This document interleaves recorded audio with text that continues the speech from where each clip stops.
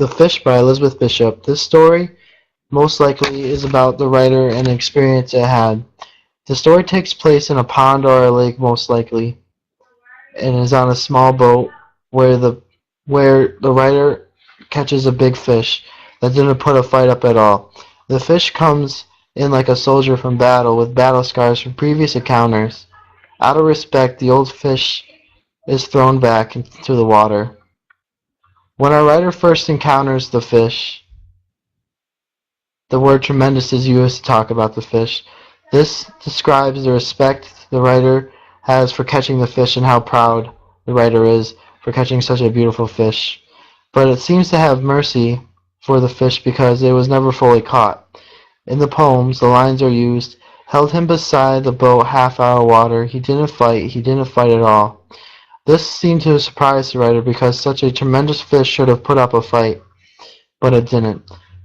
And then the writer seemed to notice something else, how vulnerable the fish was. Using the lines, he hung a grunting weight, battered and vulnerable and homely.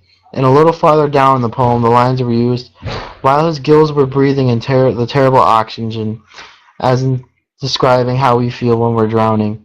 The writer seems to sympathize with the fish and how bad it is suffering. The writer goes from being fond of reeling in such a tremendous fish to having wished that it was never reeled in at all. Then the writer notices something else on the fish, the 5 hooks in its mouth, and how old the fish is. Using the words to describe how old the fish is with the lines, here and there is brown skin hung in strips like ancient wallpaper, and its pattern of darkened brown was like white wallpaper.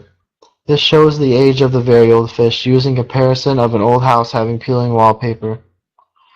Then the writer sees the effects of the battle scars from the hooks in the fish's mouth, and uses the words metal to describe them, and also relates them to wisdom, using in the poem the 5 hooks of like 5 bearded wisdom trailing from its aching jaw. This shows the fish's age and all it's been through in its lifespan, beating 5 other fishermen. This also shows the struggles going through battles. It has gone tired of fighting for its life. Most likely, that's why it did not put up a fight when it was being reeled in by our writer. And it almost seems like it has grown tired of fighting the same old fight, and is ready to throw its life away. It might even be reflecting how dumb it is for falling for the worm trick for the 6th time. The author then starts to feel proud of such the accomplishment of beating the fish that 5 other fishermen could not reel in. And why pride starts to fill up the boat, the fisherman begins to feel humble and suffers along with the fish and sees that it should be let go. So the writer lets the fish back go into the pond. This poem's main theme is to reflect how nature and creatures of nature are like humans, and they also have the ability to suffer. The fish was obviously suffering from its battles with the 5 hooks in its mouth and its aging lifespan. So the fisherman humbly threw the fish back into the water so it could live another day.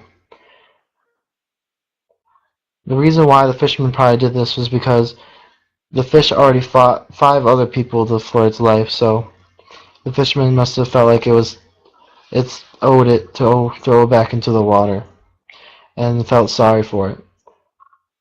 I can picture catching an old beaten up fish really well and not wanting to put it in the cooler but throw it back. I've done this several times in my own life. Overall, the poem does an amazing job expressing what it is like to go fishing, but it is way more deep than fishing. We can all relate, or will be able to when we are older, and just hit the ropes and think that this is it, and I don't even care anymore. The fish might be facing depression, or just might be ready to go because it has lived out its life, but either way, it was ready to let go. And someday we may face the very same thing.